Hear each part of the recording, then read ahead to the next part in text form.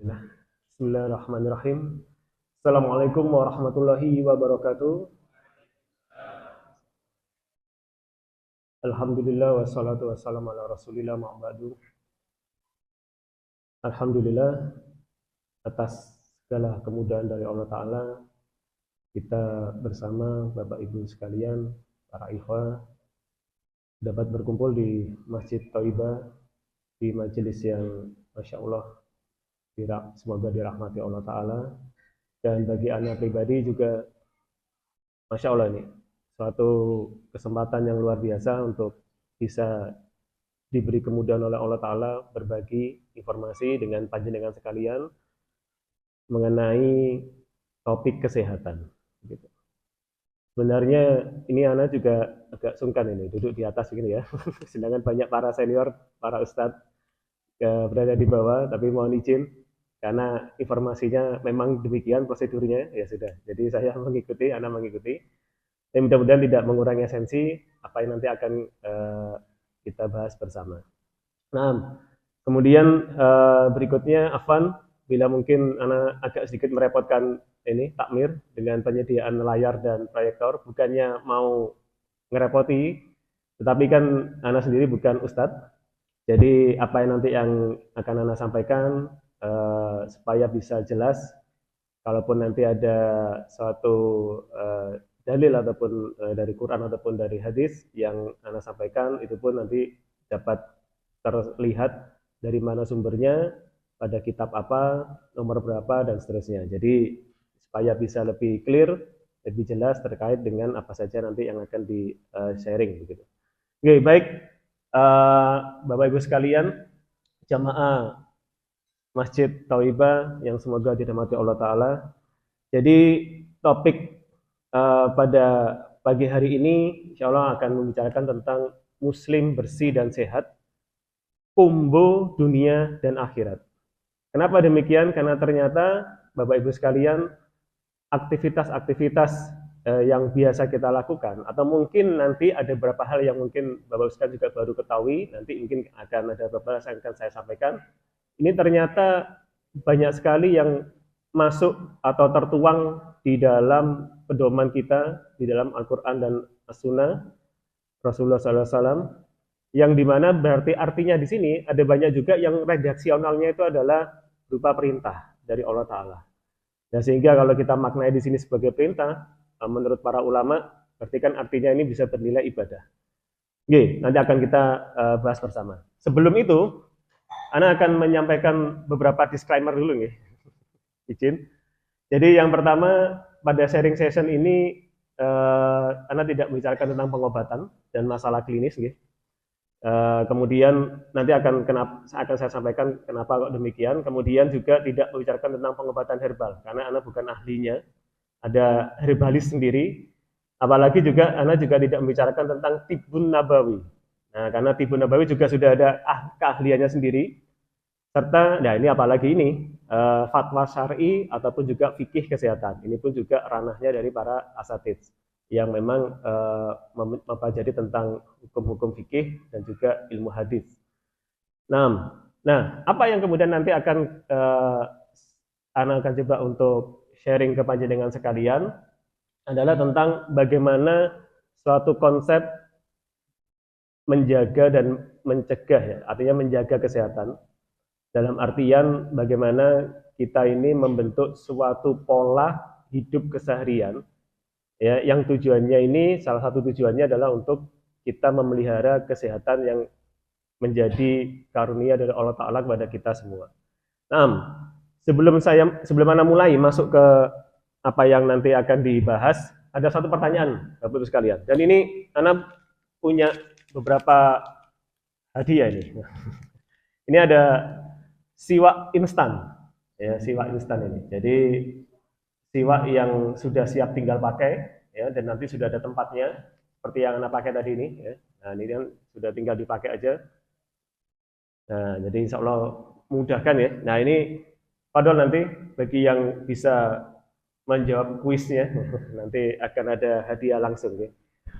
Pertanyaan pertama untuk sebagai pembuka, kita ini kan sering mendengar kata sehat, ya, Bapak Ibu sekalian. Sehat-sehat kan sering, kesehatan, apalagi kajian tematik kesehatan. Ada kata sehat di sini.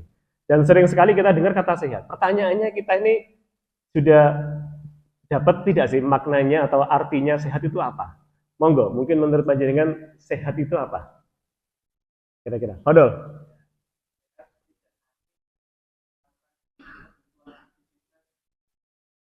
Nah, barakallahu fikum. Sehat, tidak sakit, dan bisa melakukan aktivitas kebutuhan yang diinginkan. Begitu ya?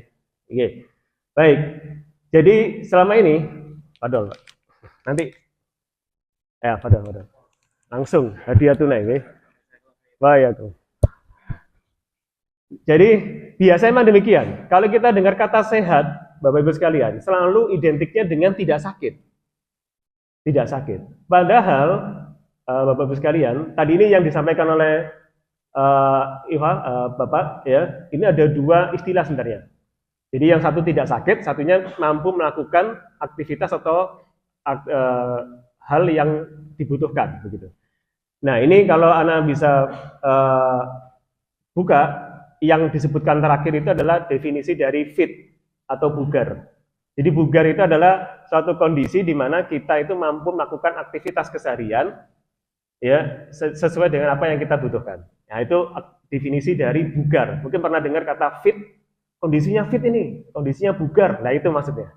Nah, kalau sehat bagaimana? Nah, sehat ini nanti akan Ana coba sampaikan. Pertama adalah pengertian dari WHO dulu ya. Nah, izin dulu nih WHO nih.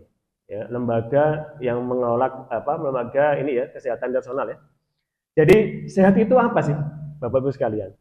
Jadi menurut WHO, sehat itu adalah suatu kondisi yang lengkap secara fisik, mental, sosial ya. Dan tidak hanya sekedar ada tidak adanya penyakit. Jadi kondisi sehat itu ternyata lebih luas. Sehat itu adalah kondisi yang lengkap jangkep antara fisik ya, kombinasi tiga hal, fisik, mental, dan sosial. Tidak cuma terkena atau tidak terkena penyakit. Nah, ini ternyata definisi sehat. Jadi kalau kita mengacu pada definisi WHO ini, Bapak sekalian, ini kenapa saya sampaikan dulu di awal, nanti kita dapat gambaran sehat itu seperti apa. Jadi kalau kita lihat di sini, bila mana ada seseorang secara fisiknya dia sehat, tidak terkena penyakit apapun, tetapi pikirannya stres atau banyak pikiran atau tidak bisa interaksi sosial dengan yang lainnya, berarti dia dikatakan tidak sehat. Sama seperti 3 tahun yang lalu ketika kita dikarantina karena pandemi COVID-19. Mungkin ketika di rumah kita nggak terkena ya, atas rahmat Allah, kita tidak terkena COVID gitu, kita oke-oke aja secara fisik, tapi kita terbatas interaksi kita, dan mungkin sesekali kita juga akan cemas dengan melihat kondisi yang ada. Ambulan lewat terus-terusan, berita terus-terusan dan seterusnya, kita cemas, dan kita terbatasi aktivitas sosial kita. Nah, berarti ketika itu seluruh masyarakat di dunia itu sedang tidak sehat. Meskipun tidak sakit. Nah, begitu. Nah, jadi sehat itu kondisi lengkap fisik, mental, dan sosial, Bapak sekalian. Ini yang disebut sebagai sehat. Nah, kalau tadi yang bugar ini, kemampuan tubuh untuk melakukan kegiatan sehari-hari dengan penuh energi, dan setelah selesai kegiatan tersebut masih punya semangat, punya tenaga cadangan untuk menikmati waktu senggang dan siap melakukan aktivitas lainnya yang mendadak atau tidak terduga. Jadi sudah kerja seharian, kuliah seharian, masih punya sisa tenaga untuk leyeh-leyeh, atau nanti jaga-jaga kalau ada aktivitas yang mendadak itu masih ada tenaga. Itu namanya bugar. Tapi kalau panjenengan sekalian setelah aktivitas kerja lemes, geletak, nah ini berarti artinya sedang tidak bugar. Nah, berarti perlu dievaluasi nih, ini sedang apa nih? Apakah mungkin terlalu banyak makan gitu ya? Atau mungkin kurang olahraga gitu, atau mungkin yang lainnya. Ya, tapi nanti akan kita bahas bersama. Nah kemudian kalau tadi kan definisi WHO, bagaimana kemudian definisi dari Islam, dari syariah? Nah, definisinya adalah bahwa sehat itu ternyata sebuah kenikmatan. Jadi, dan ini Ana coba rujuk dari hadis riwayat Bukhari nomor 5933. Dari Ibnu Abbas radhiyallahu anhu berkata, Nabi SAW bersabda, ada dua kenikmatan. Nah, rasa Bapak Ibu sekalian sudah sering mendengar, ada dua kenikmatan yang kebanyakan manusia tertipu, terbujuk dengannya, yaitu kesehatan dan waktu luang.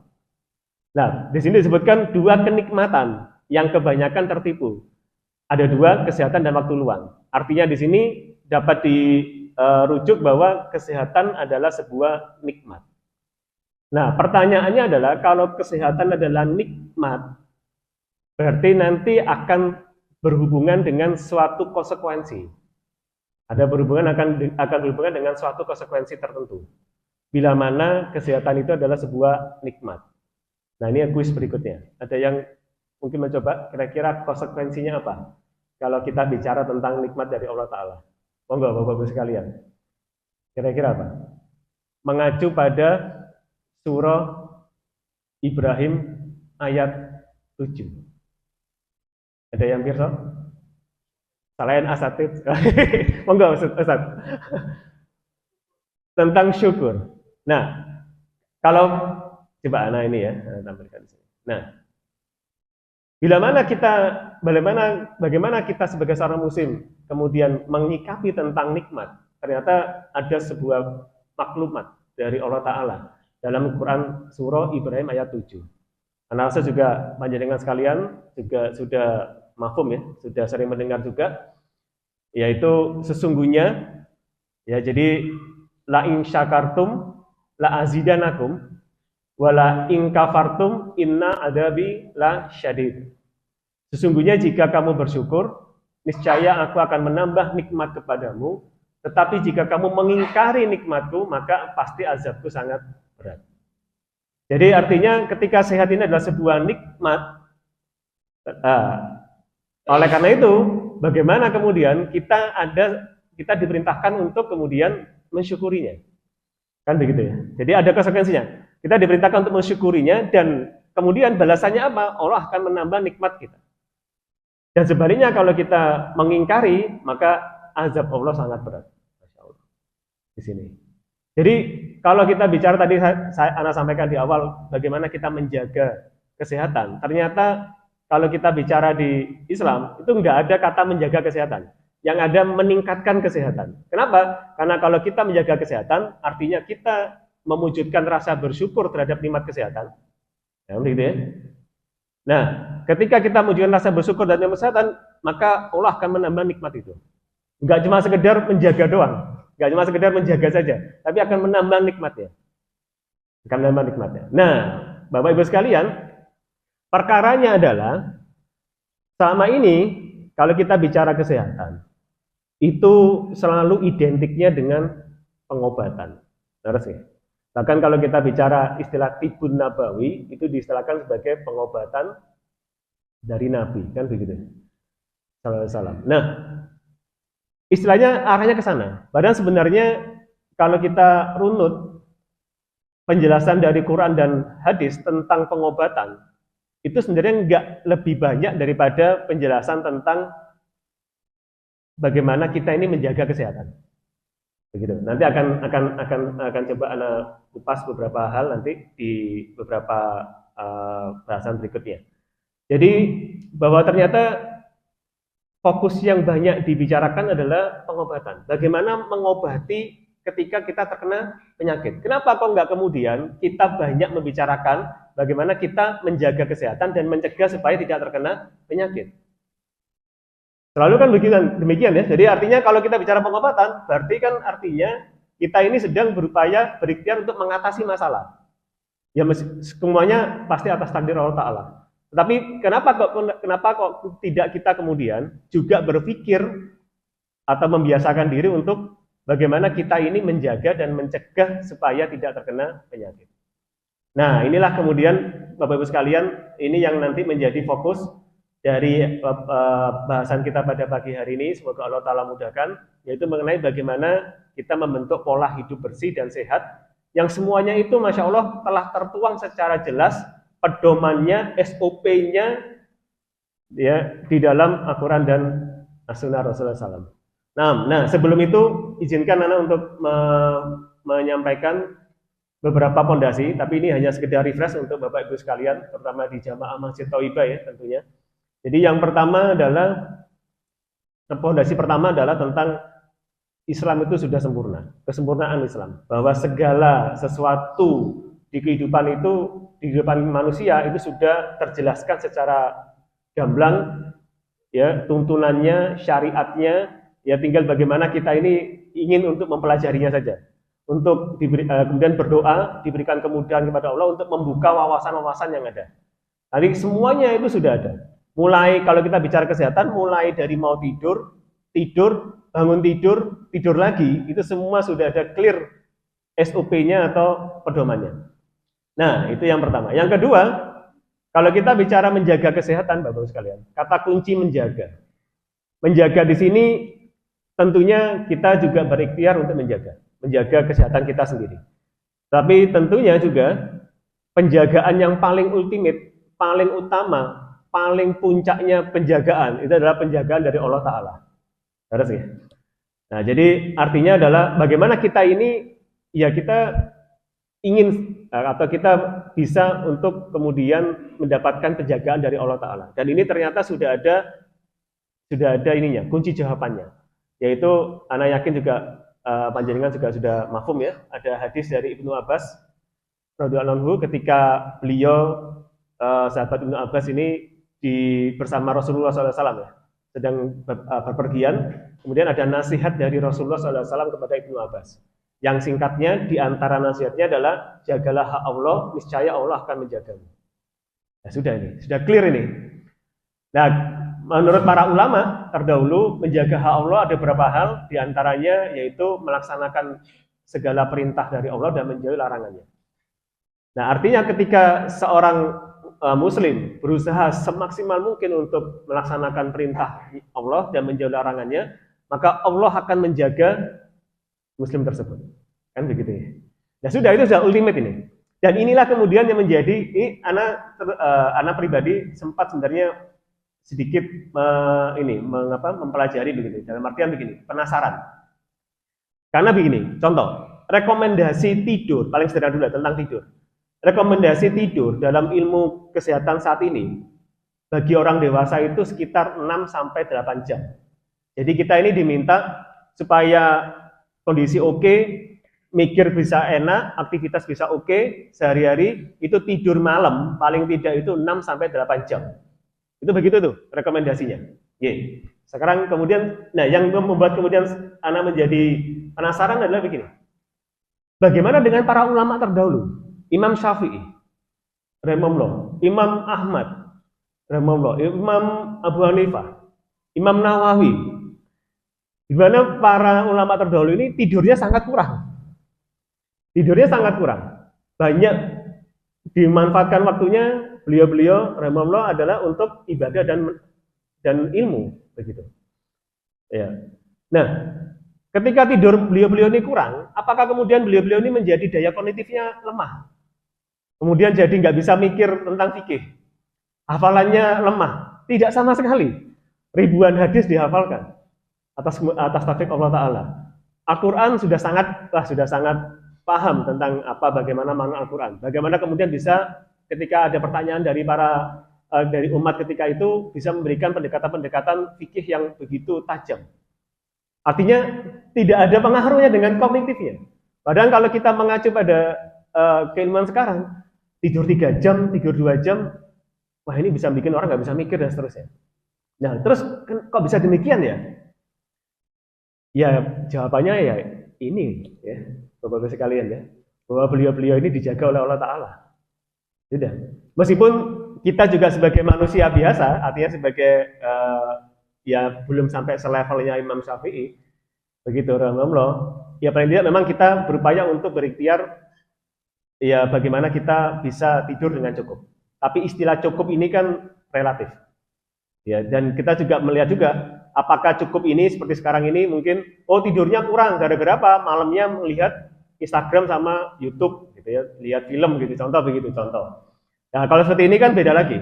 Nah, beliau-beliau itu kan tidurnya kurang karena ngaji ilmu terus atau beribadah. Ya, ini kan tentunya pendekatan yang berbeda. Nah, sehingga kemudian Bapak sekalian inilah menjadi penjagaan yang paling utama. Kalau kita bicara penjagaan ya berarti kita berupaya semaksimal mungkin menjaga hak Allah. Nanti niscaya Allah akan menjaga kita. Sudah. Ini sempat juga jadi pertanyaan di beberapa majelis ketika Anda juga sharing informasi yang sama.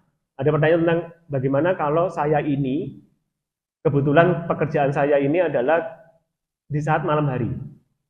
Nah, bagaimana menurut waktu itu tanya ke Ana bilang kalau secara ilmu kesehatan itu nggak disarankan sebenarnya.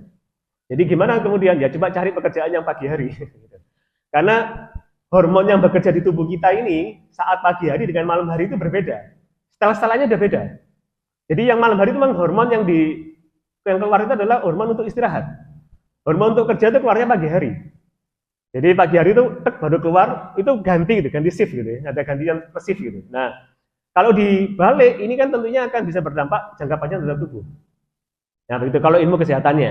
Tapi Ana bilang, gimana kemudian solusinya? Solusinya adalah antum tingkatkan ibadah antum, sudah. Itu aja. Loh kok bisa begitu? Kok nggak nyambung? Kok nggak minum vitamin dan segala macam? Iya, karena dasarnya ya hadis ini. Ya kita antum berharap diberikan penjagaan oleh Allah Ta'ala. Sudah.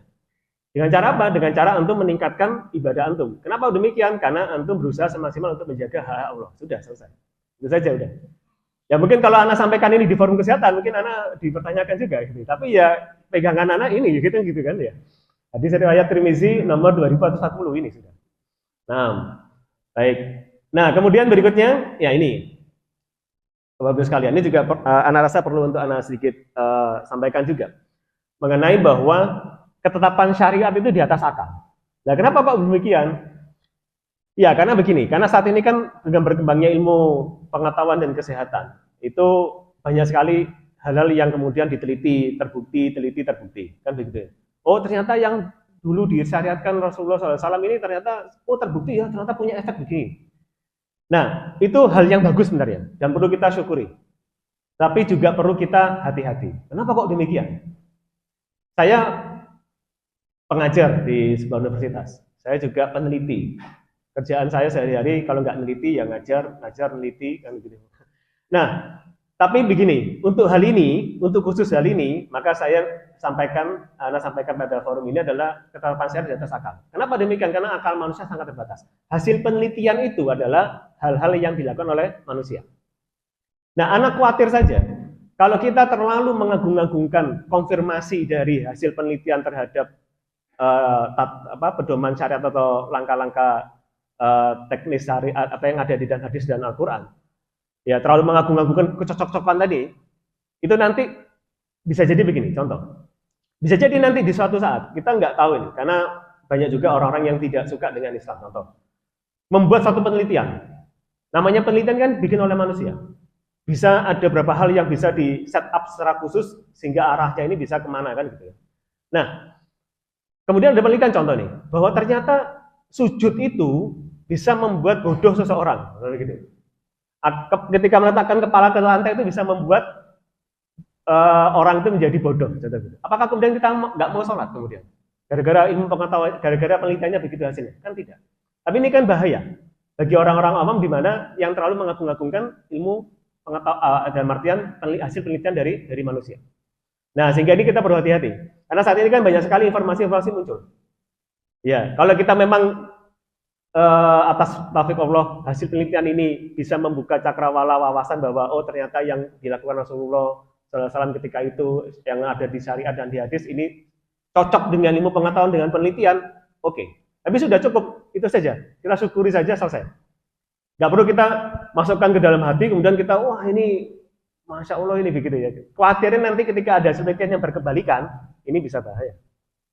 Contoh sedikit. Kan ada ya hadis tidur, Bapak-Bapak sekalian.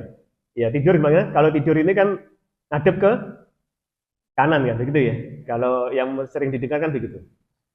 Nah, kemudian kan dicocokkan. Kanan karena jantung letaknya di kiri nanti biar nggak neken jantungnya dan sebagainya macamnya. Sesuai dengan ilmu pengetahuan. Ternyata Bapak sekalian juga ada penelitian lain yang menyatakan bahwa posisi tidur mau ngadep kiri, ngadep kanan, ngadep atas itu nggak ada masalah. Baik-baik aja. Nah, apakah kemudian mau kita bilang bahwa oh hadis Rasulullah nggak cocok nih? Nggak bisa. Kan begitu, hati-hati.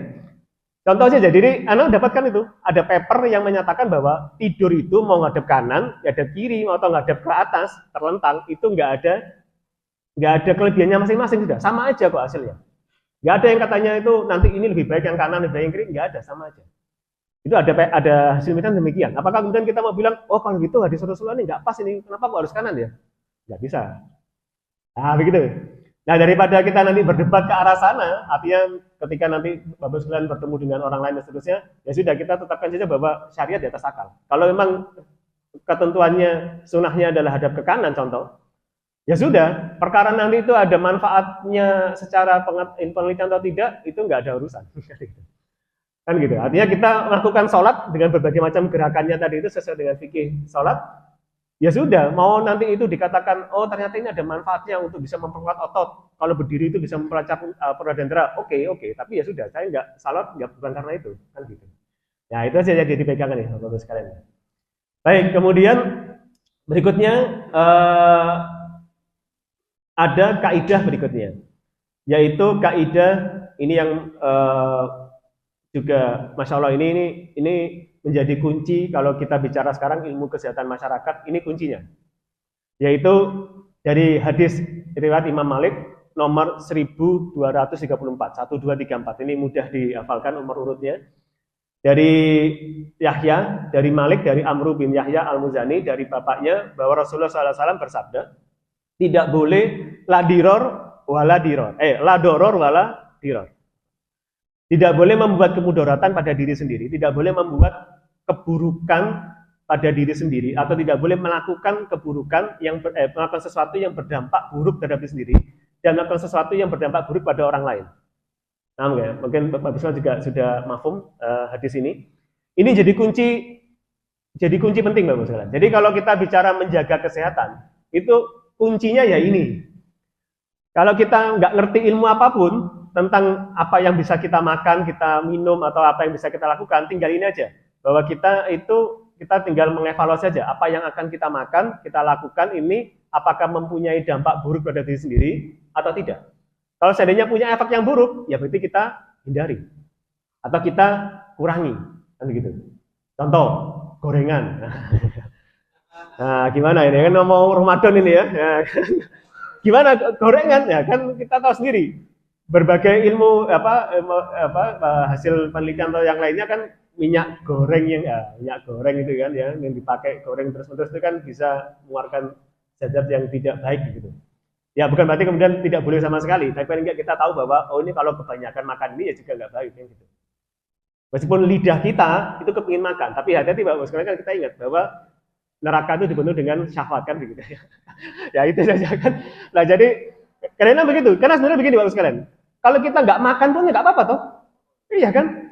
Cuma seakan-akan kayak kita tuh kepingin banget gitu kita makan gitu ya. Tapi kan sebenarnya kalau nggak kita makan pun atau kita makannya dikit doang, itu sudah cukup sebenarnya.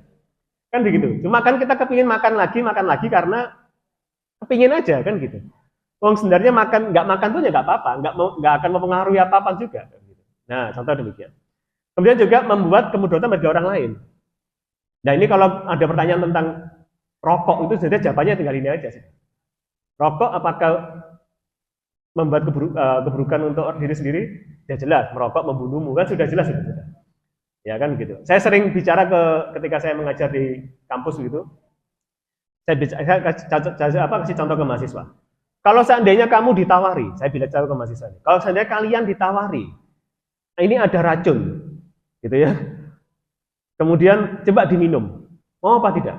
Nggak akan mau. Tapi kenapa kok ada? Tapi menariknya di masyarakat ada tulisannya bahwa ada suatu benda tertulis jelas bahwa benda ini bisa membunuhmu. Kok tambah banyak yang suka? Nah ini kan menarik. Nah kemudian pertanyaan berikutnya adalah apakah kemudian aktivitas itu juga mengganggu orang lain? Ya kan asapnya dan seterusnya mengganggu. Sudah jelas ini, sudah kena pasal yang di sini kan begitu. Nah berikutnya adalah kaidah keseimbangan. Nah keseimbangan ini bagaimana Bapak sekalian? Nah ini kunci juga. Jadi kunci pertama tidak memudaratkan diri sendiri dan orang lain. Itu kalau jenengan bisa pegang itu sebagai landasan untuk menjaga kesehatan. Yang kedua adalah keseimbangan. Keseimbangan ini artinya pertengahan. Bapak Ibu sekalian, pertengahan. Jadi kalau seandainya kita tuh juga nggak ngerti apa yang harus saya lakukan secara tepat, ya sudah ambil di tengah-tengah aja. Ambil di tengah-tengah. Karena memang tidak boleh berlebihan dan tidak boleh kekurangan. Sesuatu yang baik kalau berlebihan juga nggak baik. Kalau disyariatkan sholat subuh 2 rakaat, sudah. Apa berarti kemudian kalau jadi 10 rakaat jadi dibaikan tidak? Nah, jadi harus ada, jadi tepat di pertengahan. Nah, ini juga sama. Vitamin itu baik, kebanyakan juga nggak baik, kekurangan juga nggak baik. Olahraga itu baik, kelebihan olahraga itu juga nggak baik. Bisa jadi cedera. Kekurangan olahraga, nggak pernah olahraga juga nggak baik juga. Jadi yang pas saja. Nah, begitu. Jadi di tengah-tengah ternyata begitu. Dan ini berlaku untuk semuanya. Makan juga sama. Gula itu nggak baik kalau kebanyakan. Tapi kita juga butuh gula untuk energi. Kan begitu. Tapi kalau kebanyakan nggak baik, kurang-kurang banget juga nggak pas juga. Jadi kita dalam posisi yang pas. Garam juga sama. Jadi ternyata demikian, Bapak Ibu sekalian. Jadi pertengahan saja. Jadi kita bisa ngukur. Contoh nih, kita habis makan sesuatu. Kemudian kita sadari bahwa yang kita makan ini sudah terlalu tinggi kadar tertentu.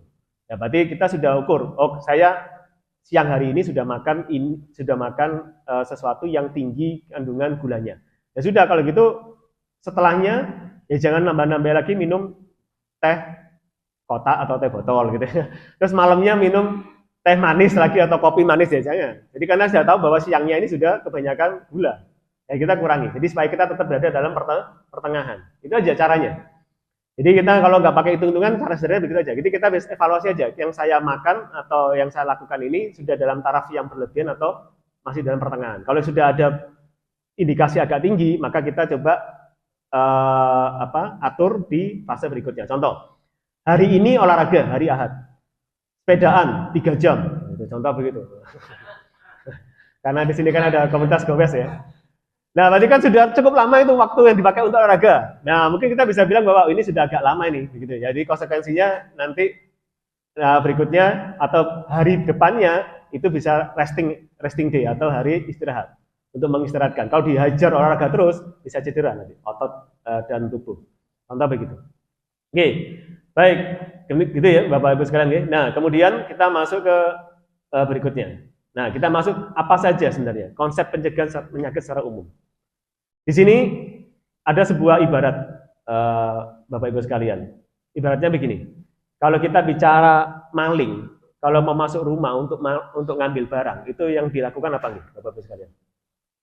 Kan pasti yang paling pertama supaya bisa masuk rumah kan cari celahnya, kan begitu. Cari jendela yang bisa dijebol, pintu yang bisa dibuka, atau genteng yang bisa direteli, kan begitu. Artinya pasti butuh celah untuk bisa masuk. Nggak akan bisa maling itu ngambil barang kalau nggak masuk ke rumahnya, kecuali nggak tahu pakai cara apa begitu. Tapi secara umum maling itu kan baru bisa masuk rumah kalau ada lubang atau celah yang bisa dimasuki. Nah, logika ini atau ibarat ini sama seperti kita bicara tentang penyakit. Sumber penyakit itu butuh pintu masuk, Bapak Ibu sekalian. Jadi butuh pintu masuk supaya bisa masuk ke tubuh kita. Kemudian mempengaruhi kondisi kesehatan kita atau mempengaruhi kondisi fisik kita. Butuh pintu masuk. Itu aja.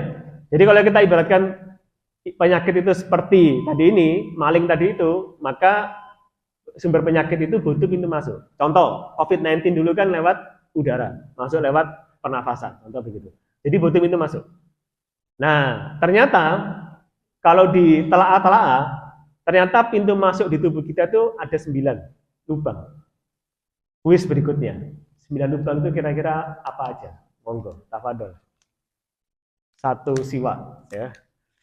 Padahal Ustaz. Telinga, mata 2, nggih. Napa Ustaz? Hidung 2, nggih. Mulut, lubang bawah 2. Masya Allah, barakallahu fikum. Nah, Ustaz, nanti anak susulkan Ustaz. Nah, betul. Jadi ada 9 lubang. 2 lubang mata, 2 lubang telinga, 2 lubang hidung, 1 mulut, kemudian organ buang air kecil dan organ buang air besar. Total 9. Itu lubang-lubang yang ada di tubuh kita. Berarti kalau kita prinsip gampangnya begini, kalau kita mau menjaga kesehatan, mencegah penyakit, maka kita jaga aja 9 lubang tadi, sudah selesai. Kan gitu kan? Bapak sekalian, karena sumber dari situ. Kan lubangnya untuk bisa masuk ke tubuh kita. Kalau kita bicara penyakit yang terkait dengan fisik yang masuk ke dalam tubuh kita. Jadi caranya gimana? Ya jaga dari 9, menjaga 9 lubang tadi itu. Nah, Masya Allah, ternyata 9 lubang tadi itu semua sudah ada tuntunan bagaimana cara menjaganya dan pola hidup bersihnya. Yang pertama, Ana coba kupas dari yang paling bawah dulu, yaitu organ BAK dan BAB. Nah, kan sudah jelas ya, BAK, BAB ini pintu keluar sisa pencernaan. Isinya mengeluarkan apa? Kotoran, sudah jelas. Mengeluarkan najis, jelas sudah. Kotoran berarti di dalamnya ya berisi hal-hal yang kotor, yang tanda petik mungkin menjijikan dan seterusnya.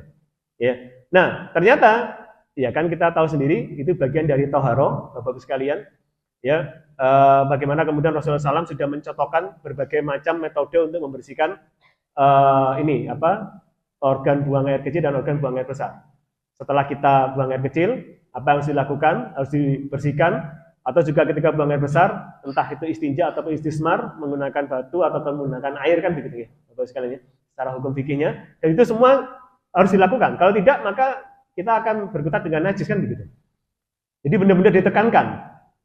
Pembersihan ini bukan cuma sekedar, ya kalau bisa dibersihkan, bersihkan, kalau enggak apa-apa. Enggak, tapi benar-benar ditekankan. Kalau tidak, jadi enggak sah nanti salatnya. Dan artian jadi najis, kan begitu. Sehingga benar-benar ditekankan bahwa kita harus benar-benar bisa membersihkan sisa-sisa kotoran yang keluar dari 2 lubang tadi. Dan ternyata memang demikian. Karena kotoran ini tentunya membawa bakteri dan seterusnya. Dan ini bisa menjadi sumber penyakit. Nah, ternyata ini sudah diajarkan, sudah ditekankan. Dan ini nggak ada di lainnya. Nggak ada di lainnya. Terlalu sangat detail sekali begini, sulit didapatkan di yang lainnya. Nah, kemudian berikutnya adalah rongga mulut. Rongga mulut ini organ untuk kita, ada udara juga bisa masuk, kita bisa nafas lewat mulut juga. Kemudian kita juga memasukkan makanan lewat mulut. Satu-satunya sumber cara kita makan itu adalah dengan cara kita mengunyah lewat mulut. Nggak ada cara lainnya. Lewat hidung bisa tidak? Lewat hidung gimana caranya? Nggak bisa. Lewat telinga ya nggak bisa ya. Jadi lewat mulut, pasti lewat mulut. Nah, berarti mulut ini pintu masuk makanan.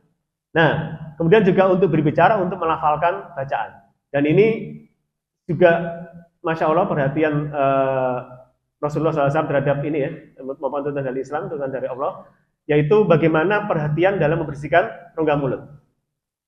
Dan kalau kita bicara tentang bersiwak, bersiwak ini aktivitas yang sederhana, cuma tinggal gosok-gosokkan gigi. Rasulullah juga ada riwayat membersihkan lidah, bahkan saking dalamnya membersihkan Rasulullah itu, sahabat pernah menyampaikan sampai terdengar suara seperti mau muntah. Jadi sampai Rasulullah itu kayak mau muntah karena saking dalamnya gosok lidah bagian dalam beliau Rasulullah SAW. Jadi sampai sampai seperti orang mau muntah. Itu saking bersemangatnya Rasulullah SAW itu ketika membersihkan rongga mulut, baik gigi maupun lidah. Dan ternyata bersiwak ini dari hadis riwayat Nasai nomor 5 sahih menurut Syekh Albani, yaitu bersiwak itu mendatangkan kewangian mulut, mewangikan mulut dan mendapatkan ridha Allah dan mendatangkan ridha Allah. Aktivitas kecil sederhana itu langsung ada pernyataan di sini bahwa aktivitas ini selain membersihkan mulut, mewangikan mulut juga mendatangkan keridhaan Allah Ta'ala. Masya Allah. Satu hal yang selalu kita doakan kepada para sahabat, radhiyallahu anhu, radhiyallahu anha, semoga Allah meridhoi mereka, meridhoi dirinya. Ini kita bisa mendapatkan ridha Allah dengan cara bersiwak. Masya Allah. Nah, kemudian berikutnya dari sahabat Ali bin Abi Thalib radhiyallahu anhu juga menyampaikan, sesungguhnya mulut-mulut kalian adalah jalan bagi Al-Quran, maka harumkanlah dengan bersiwak. Bapak Ibu sekalian, ketika mungkin kita berada dalam suatu komplek begini, kemudian dapat kabar, atau mungkin di tempat lain ya, seperti kebanyakan orang, ketika dapat kabar ada pejabat tinggi, mau masuk atau mau datang ke komplek, mau kunjungan ke komplek tersebut. Ya, Ana rasa pada umumnya komplek tersebut akan dibersihkan luar biasa. Dibersihkan, dibikin bagus, kasih tanaman, hias, kan begitu ya. Bahkan mungkin dikasih karpet merah dan seterusnya. Karena untuk menyambut kedatangan pejabat tinggi tadi. Kan betul, terus ya.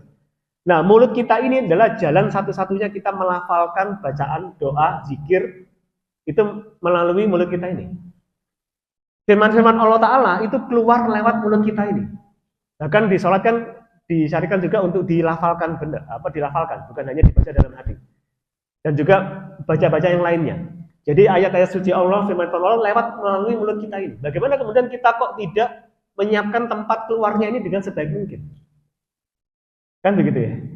Nah, ternyata ini juga sudah ada di dalam hadis riwayat Ibnu Majah 287 yang disampaikan oleh Ali bin Abi Thalib radhiyallahu anhu. Ini ternyata ya ini tadi ternyata mulut ini jalan keluar bagi Al-Qur'an. Maka siapkanlah tempat jalan keluarnya ini sebaik mungkin dengan cara dibersihkan, dengan cara bersiwak. Kita sediakan jalan yang terbaik. Oleh karena itu, ini mungkin juga menyambung dengan hadis yang juga masyhur bahwa kalau tidak memberatkan umat maka akan diwajibkan bersiwak setiap mau sholat. Karena sholat kita melafalkan banyak sekali bacaan lafal dari Al-Quran ataupun juga zikir dan doa. Nah ini bagaimana kita menyiapkan rongga mulut kita ini. Dan ini menjadi perhatian yang luar biasa di dalam Islam. Kemudian makan makanan yang halal dan thayyib. Bagaimana kita memasukkan makanan yang kita dalam rongga mulut kita ini sehingga nanti dicerna, kemudian jadi sumber energi nutrisi yang kemudian beredar melalui peredaran darah itu hal yang halal dan thayyib. Halal sudah jelas hukumnya, mana haram mana halal sudah ada tuntunannya. Para ahli fikih haram halal makanan juga sudah menjelaskan. Thayyib ini yang masya Allah. Thayyib ini maknanya luas dan ini nggak cuma sekedar sebenarnya kan halal dan sehat itu sudah selesai. Tapi kenapa pakai istilah thayyib? Karena maknanya luas. Thayyib ini beberapa terjemahan diterjemahkan dengan kata baik. Nah, sebenarnya thayyib ini dalam artian begini, sifatnya ini bisa jadi personal. Sesuatu yang dikatakan thayyib oleh sesuatu yang bisa jadi thayyib untuk orang lain, itu bisa jadi tidak thayyib untuk yang lainnya. Begitu. Kan begitu ya. Jadi ada satu makanan yang mungkin menjadi larangan untuk orang lain yang karena mungkin punya suatu penyakit yang nggak boleh makan itu banyak-banyak. Tapi makanan ini mungkin disarankan untuk orang lainnya juga. Kan begitu, contoh begitu. Jadi dalam artian bisa jadi demikian. Jadi ini adalah istilah thayyib. Satu contoh lagi begini, contoh. Sekarang sedang ada tren makan makanan sehat. Tapi cara menyiapkan makanannya itu ruwet. Harus motong-motong ini, ngasih bahan ini, harus beli dulu bahan apa sebagai macamnya, di rumah harus diracik dulu sebagai macamnya. Makanannya sehat, tapi bikin stres. Nah ini juga nggak thayyib ini, kan begitu. Atau mungkin bahannya mahal. Harus pakai ikan tuna yang grade A, ikan salmon yang asli dari Alaska, yang masih beku di dalam es, gitu begitu ya. Harganya sekian juta dan seterusnya. Ya mungkin untuk sebagian orang yang mungkin ada kelebihan rezeki, itu no problem. Tapi ketika mungkin di bagian tengah-tengah kemudian berusaha untuk, saya ingin hidup sehat dengan cara seperti ini. Bikin susah dirinya. Jadi stres, jadi tertekan, depresi, gara-gara menyiapkan makanan, ini juga nggak thayyib, kan begitu. Meskipun dia makanan yang sehat. Meskipun makanan yang sehat. Nah inilah pemaknaan thayyib yang begitu luas. Nah, kemudian berikutnya adalah perkataan yang benar. Nah ini adalah beberapa hal yang bagaimana kita menjaga kesehatan dari rongga mulut. Nah berikutnya Bapak-Ibu sekalian adalah hidung. Hidung itu tempat untuk memasukkan atau kita menghirup udara. Ada proses penyaringan udara karena udara kita ini kan nggak bersih-bersih banget. Ada partikelnya kan yang nanti akan disaring.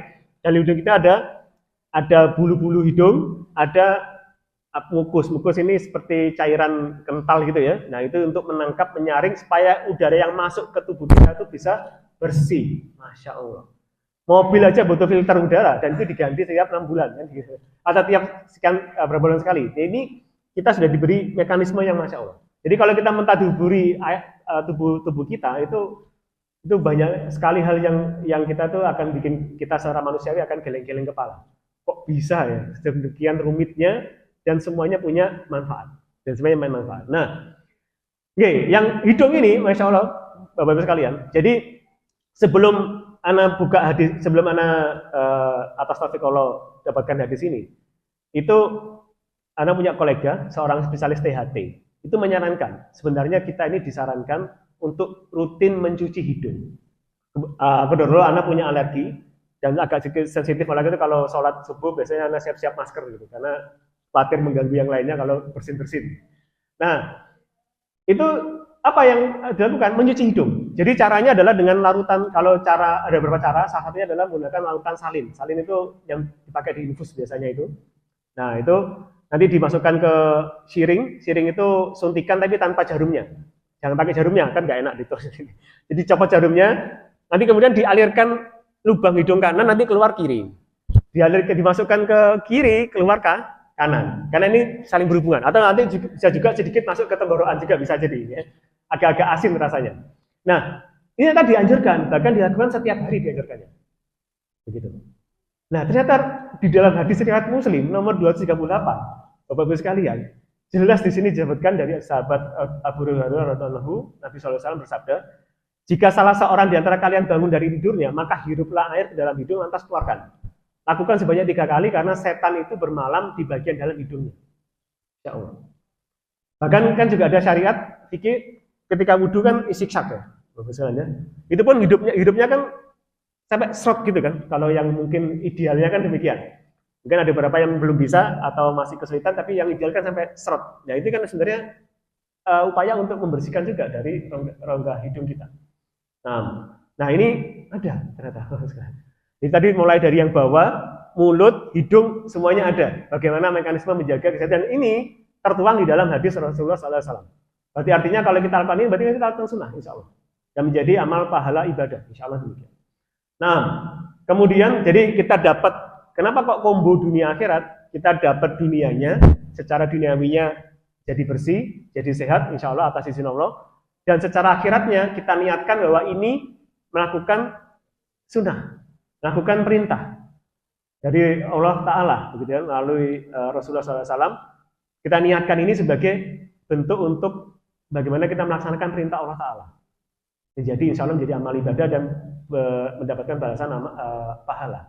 Nah, yang terakhir, lubang terakhir adalah mata dan telinga. Oke. Nah, mata dan telinga ini kira-kira, kalau tadi kan buang air kecil, buang besar. Mulut kan makanan, terus kalau hidung kan udara gitu. Kalau mata dan telinga ini apa? Bapak sekalian.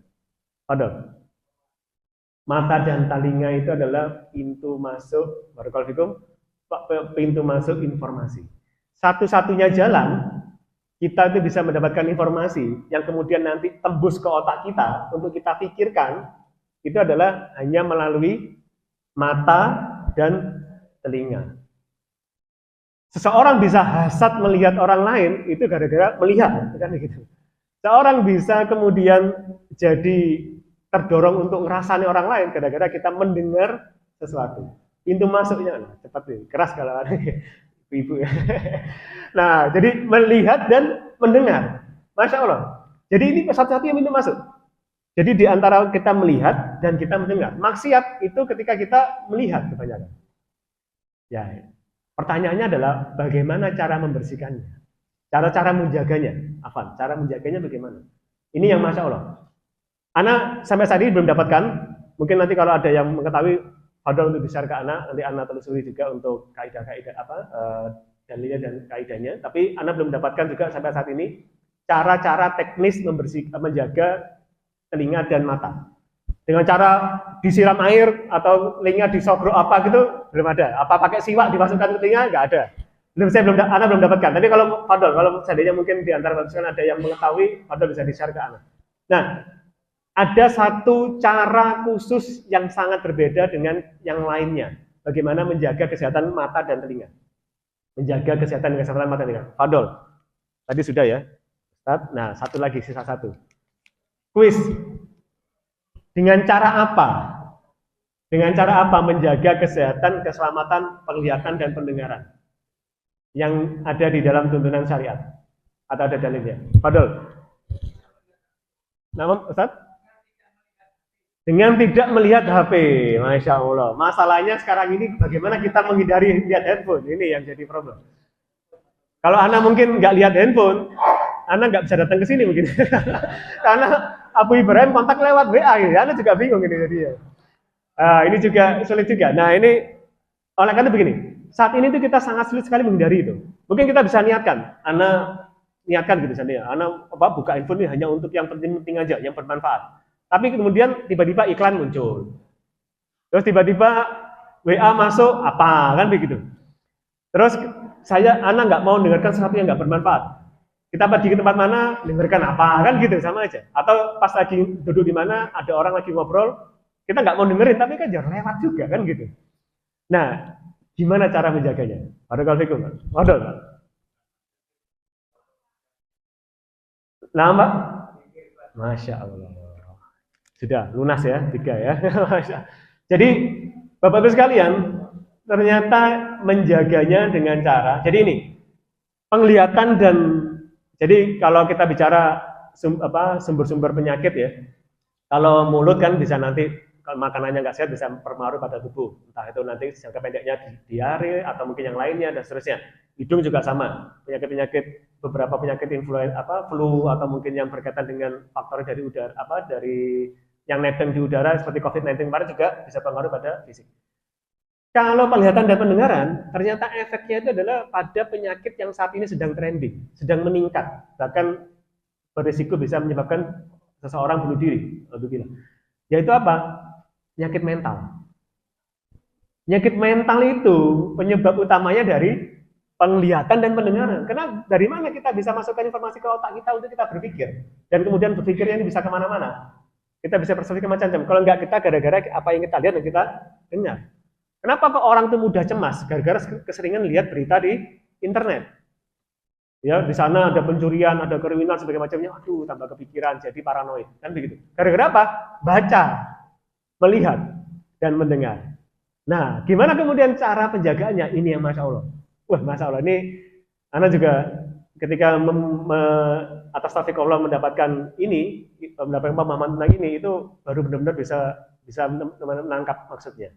Yaitu bahwa ternyata ada zikir yang dibaca. Mungkin tadi pagi juga kita sudah baca ya, insya Allah Bapak Ibu juga sudah membaca.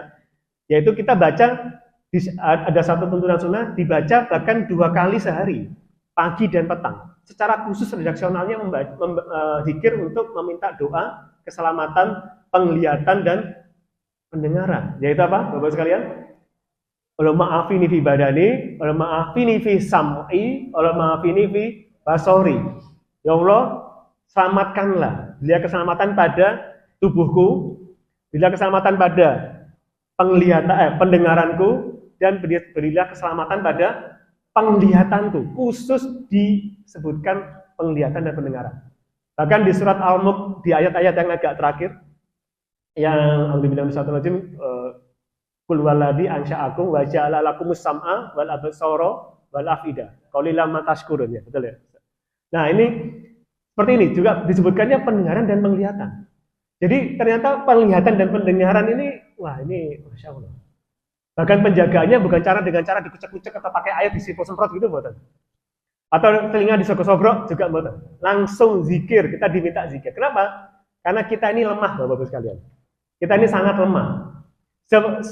Berusaha kita semaksimal mungkin kita menghindari melihat yang maksiat dan mendengar yang nggak bermanfaat, nggak akan bisa, yakin deh, nggak akan bisa. Kalau kita nggak dibantu, ditolong oleh atau dimudahkan oleh Allah Ta'ala untuk menghindari itu. Sehingga kita benar-benar diminta untuk itu. Kenapa? Semakin bertambahnya zaman, semakin gampang kita mendapatkan informasi yang tidak bermanfaat atau bahkan bersifat maksiat. Gampang banget. Bahkan sekarang kalau kita pergi aja, kita di jalan aja, pergi ke toko aja, udah nggak bisa, sulit sekali kan gitu. Kalau Bapak sekarang mau latihan, silakan datang ke kampus saya. 75% mahasiswanya perempuan, ya kan gitu kan. Nah, itu juga sama itu. Perbandingan 1:3. FKG itu 1:3. Nah, itu kan kalau jalan tundukkan kepala terus bisa ketabrak tiang listrik ya. Ya itu Masya Allah, dan itu tanpa ujian ya, itu juga ujian bagi anak pribadi juga itu ya.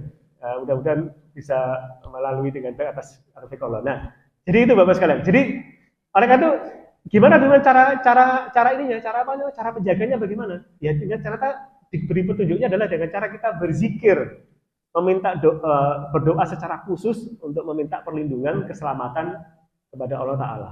Karena kita nggak mampu untuk itu, sudah pasti nggak mampu kita benar-benar menjaga, sulit sekali. Nah, oleh itu kita minta perlindungan. Contoh.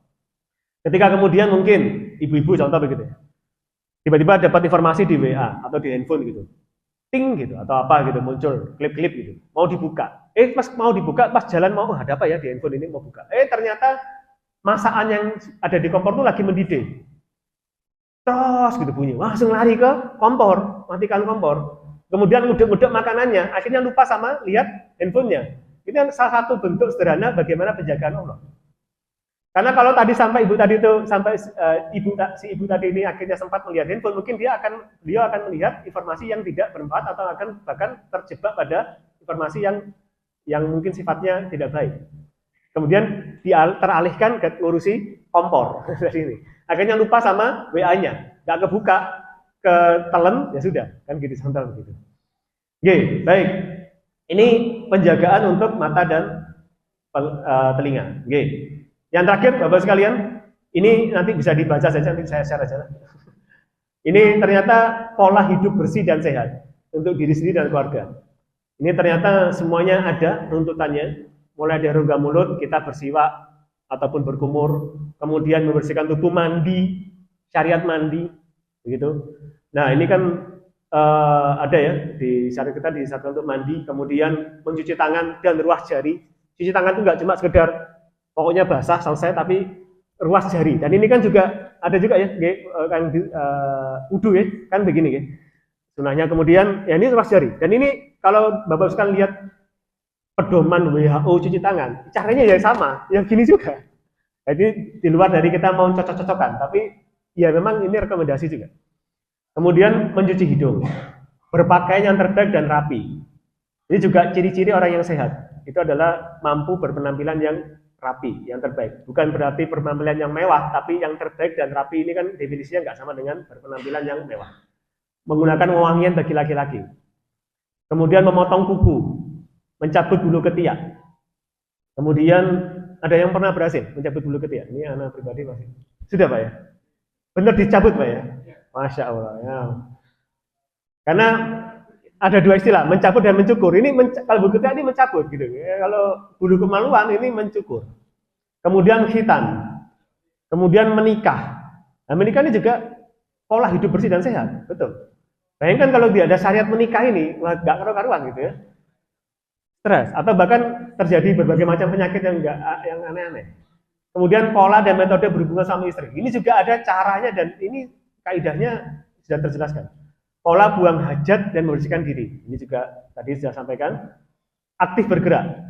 Bagaimana sunnah kalau ke masjid jalan kaki dan seterusnya. Kita didorong untuk aktif bergerak. Kemudian metode tidur. Bagaimana metode tidur sebelumnya berwudu, kemudian nanti zikir, berdoa, kemudian menghadap ke posisinya dan seterusnya. Menghindari posisi tengkurap, ini kan. Kemudian pola pemberian ASI. Nah, nanti ASI juga jelas di sini bahwa diberikan selama 2 tahun penuh. 2 tahun penuh. Ini Masya Allah ini. Angkanya itu jelas, 2 tahun penuh. Dan 2 tahun itu ya memang rekomendasi untuk memberikan ASI kepada bayi. Itu 2 tahun memang betul 2 tahun. Dan ASI eksklusif ya Pak, ASI itu memang diberikan setelah 2 tahun.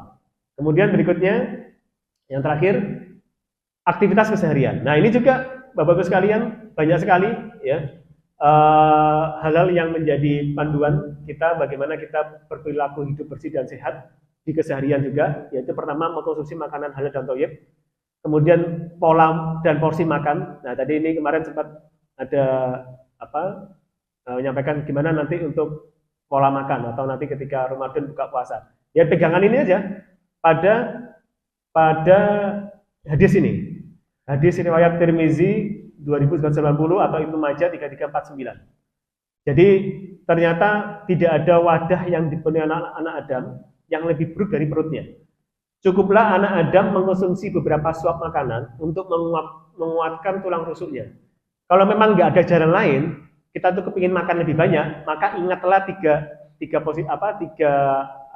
ukuran, yaitu berikan sepertiga tempat untuk makanan, sepertiga untuk air, minuman, dan sepertiga untuk udara, nafas. Ya sudah, itu saja. Jadi kita bisa ngira-ngira. Jadi kalau makannya sampai penuh, sampai nggak bisa nafas, nah ini berarti ya sudah lebih jatahnya ini tadi. Kan begitu. Tentunya begitu. Sepertiga untuk makanan, sepertiga untuk minuman, dan sepertiga untuk udara atau nafas. Sudah, Bapak sekalian bisa ngira-ngira aja. Karena sebenarnya Bapak sekalian, antara kita tuh makan banyak sama makan pas, itu efeknya tuh nggak ada efek yang gimana-gimana kok, kecuali hanya sekedar rasa kenyang. Bahkan kalau kita kekenyangan, efeknya malah ada efek negatifnya. Jadi lemes, karena gula darah habis meningkat, langsung tiba-tiba meningkat, langsung tiba-tiba turun, kagetan, lemes. Pas sholat tarawih, ongkap-angop kan gitu. Angop-angop lemas gitu. Nah, seperti itu. Ya, jadi cukup seperti gini aja dan Masya Allah sudah cukup gitu karena makanan itu hanya sebagai untuk memberikan energi yang cukup. Kita butuh energi nggak banyak-banyak kok Bapak sekalian. Kalau hitungan secara umum sekitar 2000 sampai 2500 untuk orang dewasa kalori per hari kan begitu ya. Dan itu kalau dibagi 3 kali makan kan berarti cuma berapa? 800 kalori per sekali makan. Nasi Padang itu nasi Padang itu berapa versi ya? Kalau nasi Padangnya itu rendang tambah cumi tambah telur balado ya nanti nggak tahu lagi itu berapa ya. Tapi kalau standar saja itu sekitar 700 ini kalau anak tidak salah sekitar 750 sampai 900 kalori. Satu piring nasi Padang lengkap. Tapi kalau mungkin versi mahasiswa nasi Padangnya nasi sama sayur toh, gitu, sama kuahnya, sama sambal, ya mungkin lebih sedikit lah, gitu, kurang sedikit. Apa ya mahasiswa? Ini cuma ada aja, bercanda aja. Ya jadi, tapi kalau kita mau versi lengkap itu mungkin sekitar segituan. Berarti kan artinya ya kita bisa ngukur lah, kurang lebih begitu. Tapi kalau lengkapnya banget ya bisa lebih daripada itu. Ya itu tadi ya. Nah ternyata demikian, Bapak-Ibu sekalian. Nah sayangnya ada satu hadis ini, mungkin nanti mungkin para asatid bisa share, mungkin kalau menemukan juga. Anda menelusuri juga yang tentang hadis minum yang 3 kali teguk itu, kan ada nih, yang 3 kali teguk itu. Nah ini Anda sementara dapatkan kok hadisnya doif. Nah tapi Anda kurang tahu, apa mungkin ada hadis lain yang menyatakan kalau itu sahih, mungkin dari redaksi yang lain. Nah, mungkin Fadil dapat diinformasikan ke Anda, nanti Anda bisa agar bisa menelusuri lebih jauh. Tadinya mau Anda coba telusuri, kenapa ada syariat juga hadis itu minum 3 kali teguk. Jadi nggak langsung glogok-glogok gitu ya. Jadi minumnya sedikit, 3 kali teguk begitu. Nah tapi sementara yang Anda dapatkan hadisnya doif. Nah, padahal mungkin kalau ada yang mengetahui dari Bapak sekalian ada redaksional yang sahih, padahal dapat diinformasikan. Nah kemudian menjaga penglihatan pendengaran, kemudian manajemen waktu harian. Ini dari hadis riwayat sahabat Salman dan Abu Darda ya, radhiyallahu anhu. Nah ini yang dimana sahabat Abu Darda ini sangat bersemangat beribadah sampai nggak ada waktu untuk keluarganya dan seterusnya. Kemudian diingatkan oleh sahabat Salman dan ternyata dibenarkan oleh Rasulullah. Nah ini kan bagaimana kita mengatur waktu harian dan ini penting. Jadi kalau istilah modern saat ini itu disebut sebagai work-life balance dan begitu. Nah ini ternyata sudah ada. Kemudian kaidah bersyukur, berprasangka yang baik, nah selalu husnuzon, ya. Kemudian husnuzon ini begini, Bapak sekalian. Terakhir di teori komunikasi itu ada 2 komunikasi, komunikasi intrapersonal dan komunikasi interpersonal. Nah ini sedikit saya sitir. Kalau komunikasi interpersonal itu kita bicara dengan lawan main kita. Nah gitu ya, kita ngobrol biasa gini, saya dengan jenengan interpersonal. Intrapersonal itu ngomong sama diri sendiri. Ngomong-ngomong sendiri, dijawab-jawab sendiri. Ini yang berbahaya Bapak sekalian. Ini berbahaya. Jadi jangan jadikan kebiasaan kita itu terlalu sering berkomunikasi intrapersonal. Karena ini bahaya banget. Inilah sumber dari suudzon. Itu adalah ketika kita itu bicara dengan diri kita sendiri. Dan kita tuh nggak pernah tahu yang kita jawab itu benar apa salah. Kalau nggak kita konfirmasi benar atau tabayun atau mungkin kita lihat sendiri secara nyata. Tapi kita jawab-jawab sendiri. Nah ini yang bermain di pikiran kita, ini yang bahaya. Nah ini menjadi salah satu penyebab suudzon dan nanti berujung pada penyakit mental atau overthinking. Nah kemudian kaidah sabar dan tawakal, kaidah pertengahan dan tidak berlebihan dan keseimbangan. Oke. Nah mungkin demikian sementara untuk apa yang bisa Anda share atas taufik Allah Ta'ala, alhamdulillah, terkait dengan bagaimana pola hidup bersih dan sehat untuk mendapatkan kombo dunia dan akhirat.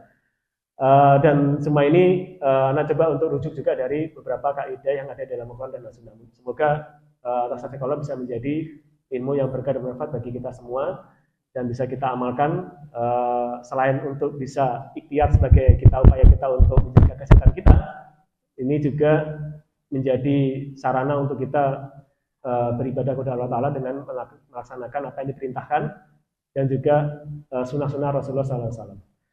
Nah mungkin demikian. Okay. Apa sesi tanya jawab ada. Sudah jam setengah 7 ini. Ya, cukup ya. Nanti insya Allah materi ini akan Anda share ke Abu Ibrahim nanti insya Allah. Nanti Fadal kalau untuk baca-baca sambil di sela-sela waktu begitu. Oke, untuk mapping yang Anda buat ini atas nafsi Allah Ta'ala. Mungkin demikian, Anda izin mengakhiri. Semoga Allah Ta'ala mudahkan kita semua untuk mendapatkan ilmu yang berkait bermanfaat. Subhanakallahumma wa bihamdika asyhadu an la ilaha illa anta astaghfiruka wa atubu ilaik. Wassalamualaikum warahmatullahi wabarakatuh. Barakallahu fiikum.